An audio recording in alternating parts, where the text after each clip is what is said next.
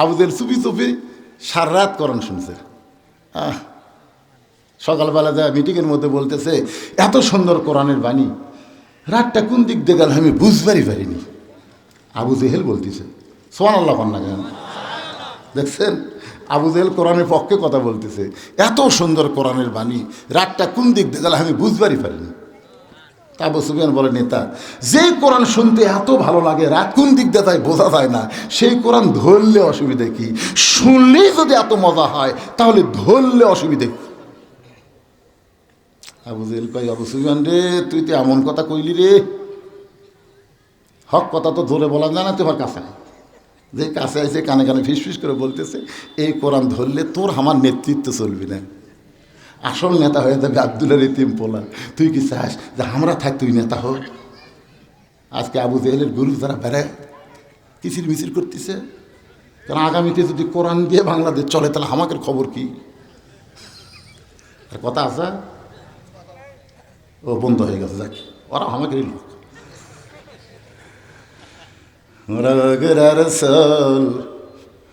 পুঁটি মাছ মারবা যায় ধরায় আনি বল। গোটা বাংলাদেশের এমন কোনো জেলা নাই যে জেলাত আমার ওয়াজ, খালি নিজের জেলাতেই পারতেছি না, এবার ইনশাল্লাহ পারছি। অডিও ভিডিও আপনারা দেখতেছেন না? দেখতেছেন না? বাবা কালু রে, আর নিচে নামিস ওটা, ওই যে বন্ধ হয়ে গেছে। ওরা যদি কথা না থামাতো তাহলে কালুর কথা কইতাম, তো ওটা বলার আগেই যখন বন্ধ হয়ে গেছে, আলহামদুলিল্লাহ। তাহলে কি বলতেছে একটু মনোযোগ দেবেন। আমল বিল আরকান থেকে ওয়ামিলুস সালিহা, পুরুষের জন্য 1 নম্বর হলো নামাজ, আর নারীদের জন্য 1 নম্বর হলো, আরো জোরে কোন। অনেক নাস্তিক মনা মানুষেরা মেয়েদেরকে বলবে কোরআন যখন বিজয় হবে তখন তোমরা কিন্তু ইচ্ছা মতো ঘুরতে পারবা না, তোমাদেরকে বস্তা বন্দি করে প্যাকেট করবি, তোমরা মার্কেট করবার পারবা না, এরকম নানা ধরনের কথা বলবে। ধরে কোন কথা ঠিক কি না? ও মা শোনেন, মেয়েরা পর্দার মধ্যে থাকলে মেয়েদের কত দাম, ছোট্ট একটা কাহিনীর মাধ্যমে আপনাদের বুঝাইতেছি।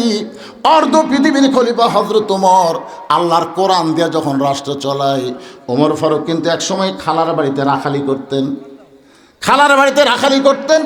একসময় আল্লাহ তাআলা এই কোরআনকে কবুল করার কারণে বাংলাদেশের মতন 96টা দেশের খলিফা আল্লাহ বানায় দিলে। সুবহানাল্লাহ কন্যা। নিজের গালে নিজে চড় মারতেছেন, ডান হাতে ডান গালে চড় মারে, বাম হাতে বাম গালে চড় মারে, মসজিদের মেম্বরে বসে ওসমান গনি বলে, আমির আল মুমিনিন, আপনি কি পাগল হয়ে গেলে নিজের গালে নিজে চড় মারতেছেন? ওমর ফারুক বলে, ওসমান, মিন শাররিল ওয়াসওয়াসিল খান্নাস, আমার ভিতরের খান্নাস আমাকে বলতেছে আমি নাকি অর্ধ পৃথিবীর খলিফা।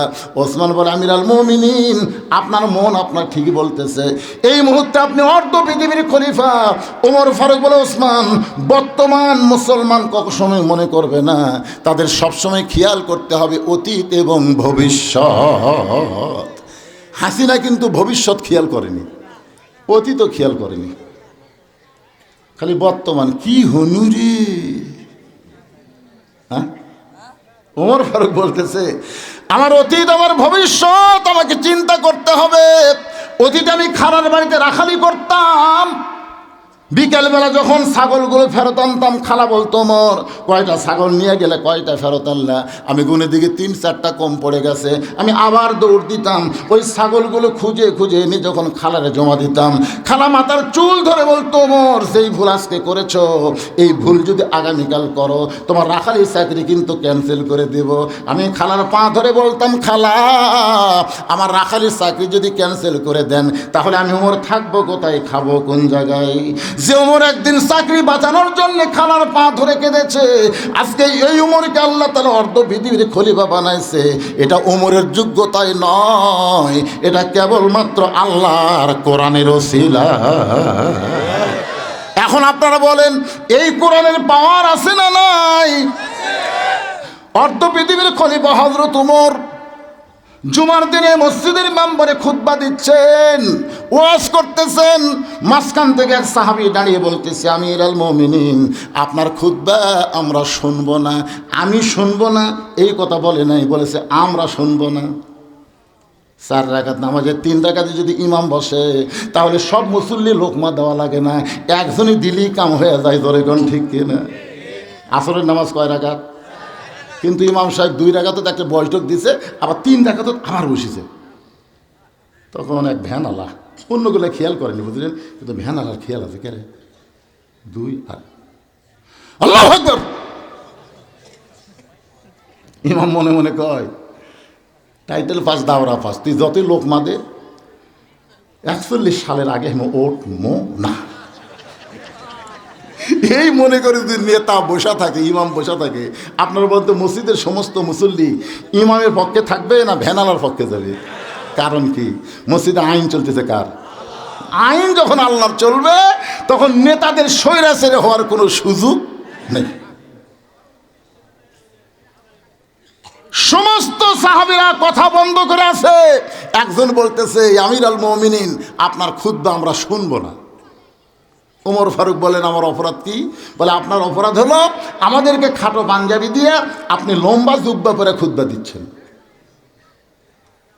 এই লম্বা জুব্বা কোথায় পাইলেন? যতক্ষণ না বলবেন ততক্ষণ আপনার খুতবা আমরা শুনবো না। ওমর ফারুকের চোখ দিয়ে পানি পড়তেছে আর মুখটা মুচকি মুচকি হাসতেছে।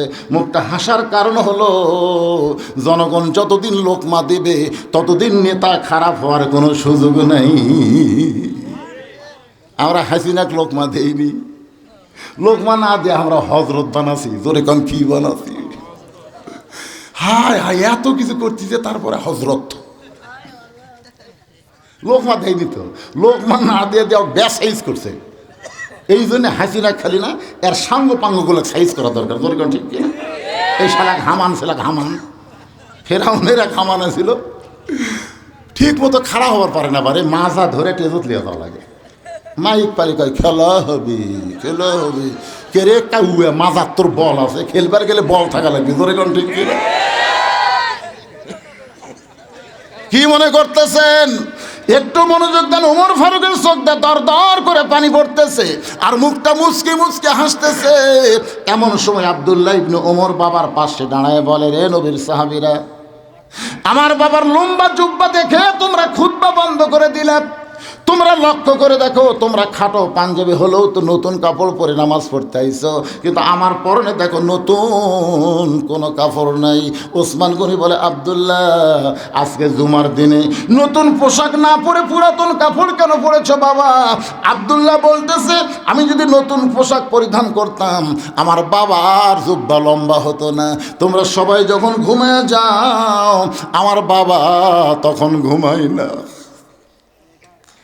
যেদিন থেকে আমার বাবা খলিফার দায়িত্ব পাইছে সেদিন থেকে আমার বাবার চোখে ঘুম নাই। গভীর রাত্রে বিবি বলতেছে, স্বামী গো, এই রাত্রে পুলিশ নাই, র্যাব নাই, আপনি একা একা চলতেছেন। সঙ্গে সঙ্গে ওমর ফারুক বিবির কাছে কোরআন তেলাওয়াত করলেন, ইন্নামাল মুমিনুনা আল্লাযীনা ইযা যুকিরাল্লাহু ওয়াজিলাত কুলুবুহুম ওয়া ইযা তুলিয়াত আলাইহিম আয়াতুহু জাদাতুহুম ঈমানা ওয়া আলা রাব্বিহিম ইয়াতাওয়াক্কালুন। পুলিশ লাগবে না, র্যাব লাগবে না, আল্লাহ পাক আমাকে হেফাজত করবে। জোরে কোন ঠিক কিনা? রাতের বেলা বার হয়ে গেছে, মরুভূমির মধ্যে তাঁবু টাঙ্গায় কি যেন হচ্ছে। ওমর ফারুক দূর থেকে বুঝতে পারলেন না, একটু নিকটিকে শুনতে পাইলেন 2টা বাচ্চা মা মা বলে কাঁদতেছে, মা মা বলে কাঁদতেছে, মা ক্ষুধার জ্বালায় মরে যাচ্ছি, তাড়াতাড়ি খাবার দাও। মা বলতেছে, গোস্ত সিদ্ধ হলেই তোমাদের খাবার দিব, একটু ধৈর্য ধরো বাবা, একটু ধৈর্য ধরো, গোস্ত সিদ্ধ হলেই খাবার দিব। ওমর ফারুক চিন্তায় পড়ে গেলেন, দুম্বার গোস্ত হলে 8 ঘন্টা লাগবে, উটের গোস্ত হলে বড় জোর 1 ঘন্টা লাগবে। এত গভীর রাত হয়ে গেলে এখন পর্যন্ত গোস্ত সিদ্ধ হয় না। এইটা কেমন মা? নিকটে গিয়ে লোকমাতে বললেন, মা, এই গভীর রাতে তোমার গোস্ত সিদ্ধ হয় না, তোমার সন্তানগুলো ক্ষুধার জ্বালায় কান্দে, তোমার কি দয়া হয় না? মেয়েটা বলে, পথিক, আমার বাড়ি হলো ইয়ামিন দেশে, আমি শুনতে পাইলাম মদিনার খলিফা হযরত ওমর অত্যন্ত ভালো মানুষ, আমার দুইটা তিন বাচ্চাকে নিয়ে মদিনার খলিফা ওমরের কাছে আইলাম, কিন্তু বিকালবেলা এত মানুষের ভিড়, আমি তার কাছে যাবার পারলাম না। আমি রাত্রে একটু এই তাঁবুর মধ্যে রাত কাটাবো, সকালবেলা ওমরের দরবারে আমার এতিম বাচ্চাদের নিয়ে আমি একটু সাহায্য প্রার্থনা করব।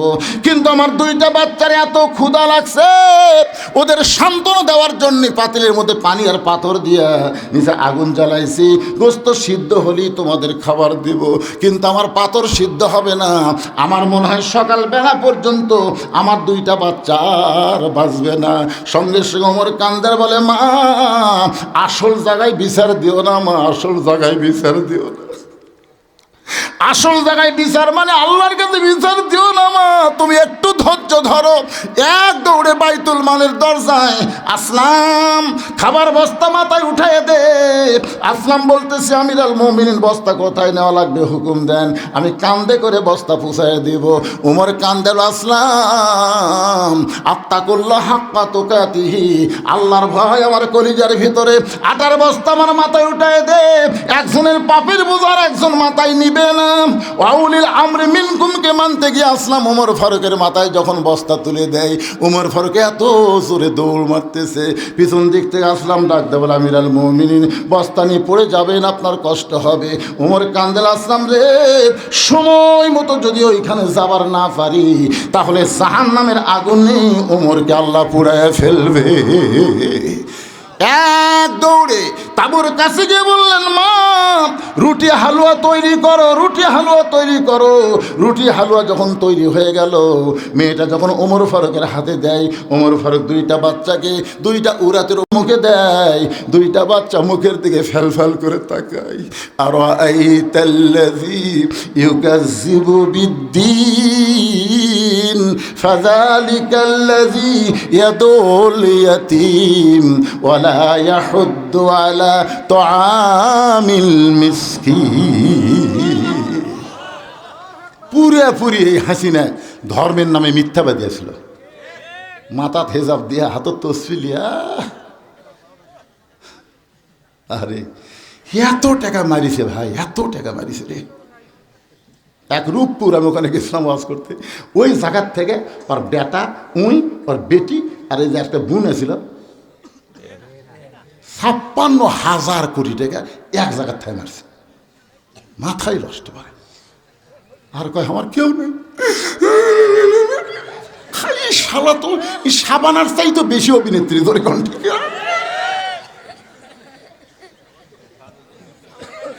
দুইটা এতিম ওমর ফারুকের মুখের দিকে ফেল ফেল করে তাকায় আছে। ওমর ফারুক বলে, বাজান তোমরা কি দেখতেছ? বলে, আমাদের বাপ নাই। আপনি বাবার দরদ দিয়ে গভীর রাত্রে কে গো, আপনার পরিচয়?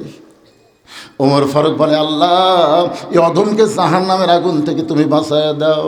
মহিলা বলতেছে, কে গো? ভালো মানুষের গল্প শুনেছি, কিন্তু মানুষ এত ভালো হয় নিজের চোখে দেখলাম।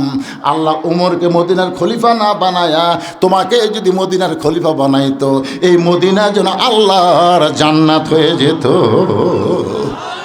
আব্দুল্লাহ বলে, সাহাবীরা রে, সবাই যখন ঘুমায় গেছে, এমন সময় আমার বাবা চুপি চুপি আমার দরজায় ডাক দিল, আব্দুল্লাহ।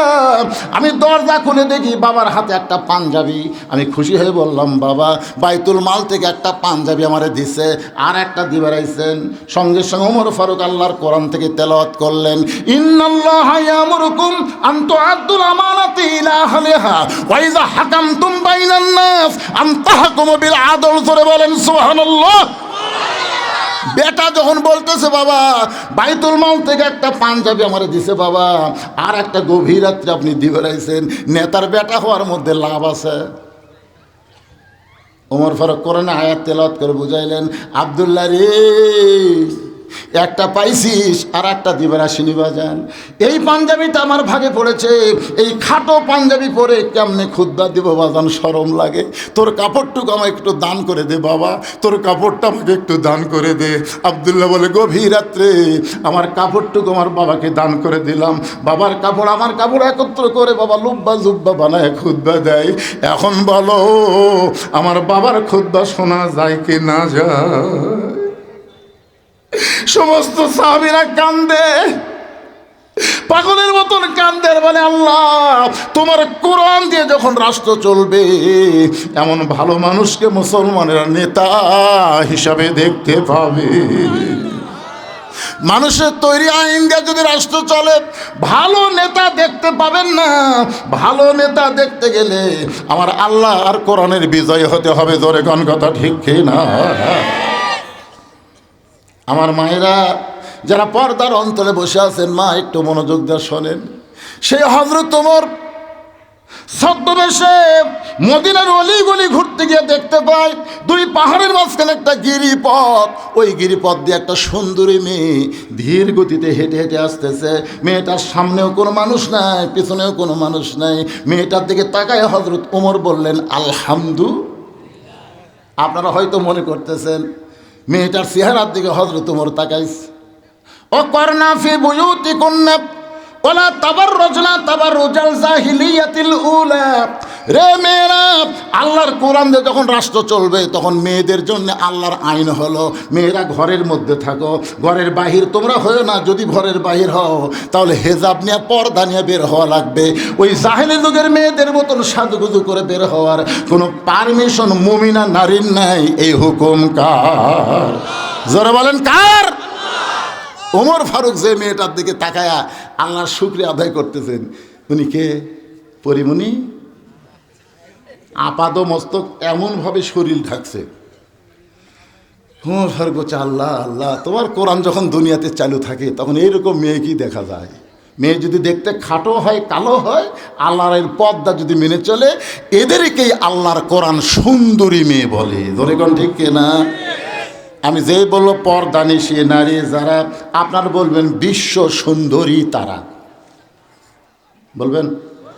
গলা খাঁকড়া জানতে দেখি। পর্দানিশী নারী যারা, একেবারে আপনারা স্লোগান শিখবেন না, এগুলো এগুলো শেখা লাগবে তো। আমি যেই বলবো পর্দানিশী নারী যারা, বলুন বিশ্ব সুন্দরী তারা। পর্দানিশী নারী যারা, বেপর্দা নারী যারা, বিশ্ব বেহায়া তারা। বেপর্দা নারী যারা, এবার তোমরা খালি খালি তোমরাই।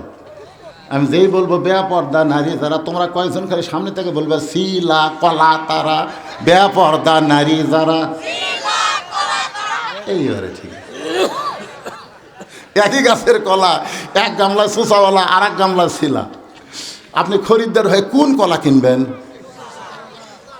কথা কয় না রে বাবা, একই গাছের রে, একই গাছের, এক গামলা সুসাওয়ালা এক গামলা শিলা। আপনি কোনটা কিনবেন?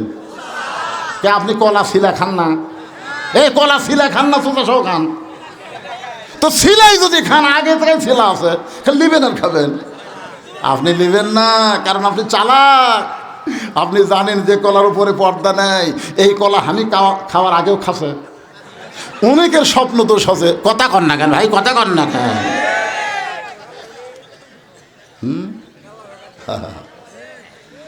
আমার মায়েরা যারা পর্দার অন্তরে শোনেন, ওমর ফারুক মেয়েটার দিকে তাকায় আল্লাহর শুকর আদায় করলেন, কারণ মেয়েটার আপাত মস্তক পর্দা। এবার ওমর ফারুক মেয়েটার নিকটে গিয়ে বললেন, মা এই নির্জন পথে তুমি একা একা চলতেছ, তোমার সামনেও কোনো মানুষ নাই, পেছনেও কোনো মানুষ নাই। মা তোমার অন্তরে কোনো ভয় ডর লাগতেছে না? তুমি কি কোনো ভয় করতেছো না? মেয়েটা বলে, পথিক তুমি কি হযরত ওমরকে চেনো? সোনাল্লাহ খান। মেয়েটা ওমর ফারুককে বলতেছে, পথিক তুমি কি হযরত ওমরকে চেনো? যদি হযরত ওমরকে চিনতা তাহলে এরকম বেসাইদা কথা বলতো না। ওমর ফারুক বললেন, আমি কি বেসাইদা কথা বললাম? মেয়েটা বলে, পথিক রে, ওমর আল্লাহর কোরআন দিয়ে যখন রাষ্ট্র চলায়, তখন পৃথিবীর এক প্রান্ত থেকে আর একটা প্রান্তে একটা মহিলা যাবে, ওই মহিলার কলিজায় আল্লাহ ছাড়া অন্য কারো ভয় থাকবে না। সেদিন ষোড়শী নির্জন পথে যাবে, কোনো জন কটু কথা কবে না। পথে আর প্রান্তরে সম্পদের মোহে পড়ে খুন আর রাহাজানি হবে না। সবাই বলেন, যদি মেনে চলি কোরআন। বলেন, যদি মেনে চলি। আচ্ছা, এই কথাটা বললেও তো আপনি জান্নাতে যাবেন। মান সাআলাল্লাহু তাআলা আশ-শাহাদাতা বিসিদকিন বাল্লাগাহুল্লাহু মানাজিলাশ শুহাদা ওয়া মাতা আলা ফিরাশিহি রাওয়াহুল বুখারী কিতাবুল মাগাজি। কি আল্লাহ রাসূল বলেন, এই বাংলাদেশ নয়, গোটা পৃথিবীর কোন প্রান্তে কোরআনের বিজয় চাইয়া যারা ইসলামে আন্দোলন করবে, আল্লাহ রাস্তায় শাহাদতের তামান্না নিয়ে কোরআনকে বিজয় করতে চাবে, ওই মা তাআলা ফিরাশিহি, সে যদি নিজের বিছানায় মৃত্যুবরণ করে, বাল্লাগাহুল্লাহু মানাজিলা শুহাদা, হাসরের ময়দানে আল্লাহ তাকে শহীদদের কাতারে দাঁড় করায়া দিবে। এই হিসাবে আমরা যদি কোরআনের পক্ষে মিছিল করি, হয়তো আমাদের সামনে কোরআন বিজয় হলো না, এই মিছিল করার কারণে কি আল্লাহ জান্নাত দিবার পারে না? জোরে গান পারে কি পারে না? তাহলে কি বলবেন? যদি মেনে চলি কোরআন, বলেন যদি মেনে চলি কোরআন আর রাসূলের বিধান, সকলেই শান্তিতে থাকবে, বাংলার আকাশে কলেমার পতাকা যেদিন দুলবে। ওমর ফারুক বলতেছেন, মারে তুমি যে ধীর গতিতে চলতেছ, আমার মনে হয় তোমার ভিতরে কোনো দুঃখ কাজ করতেছে, কারণ তুমি এমন ধীর গতিতে চলতেছ মা, আমার মনে হয় তুমি একজন দুঃখী নারী। ওমর ফারুকের দিকে মেয়েটা না তাকায়া মাটির দিকে লক্ষ্য করে বলতেছে, পথিক আমি আসলে একজন দুঃখী নারী, আজকে 6 দিন হলে হযরত ওমরকে আমি খুঁজতেছি, আমি আসলে একজন দুঃখী নারী, আজকে 6 দিন হলে হযরত ওমরকে আমি খুঁজে বেড়াই। ওমর ফারুক বললেন, মা তুমি কি পাগলি নাকি, তুমি কি পাগলি নাকি? ওমর হলো অর্ধ পৃথিবীর খলিফা, ওমরকে যদি পাওয়ার চাও তাহলে বঙ্গভবনে যাও, গণভবনে যাও, সংসদ ভবনে যাও, এইগুলো ভবনে না গিয়ে তুমি 2 পাহাড়ের মাঝখানে ওমরকে খুঁজতেছো। ওমর কি উর্দুম বা গরু ছাগল নাকি যে 2 পাহাড়ের মাঝখানে তুমি তারে খুঁজে পাবা? মেয়েটা বলে, পথিক রে তুমি জানো না, আল্লাহর কোরআন দিয়ে যখন রাষ্ট্র চলবে তখন নেতা খোঁজা লাগবে না, নেতারাই দুঃখী মানুষকে খুঁজে বেড়াবে। লিল্লাহে তাকবীর।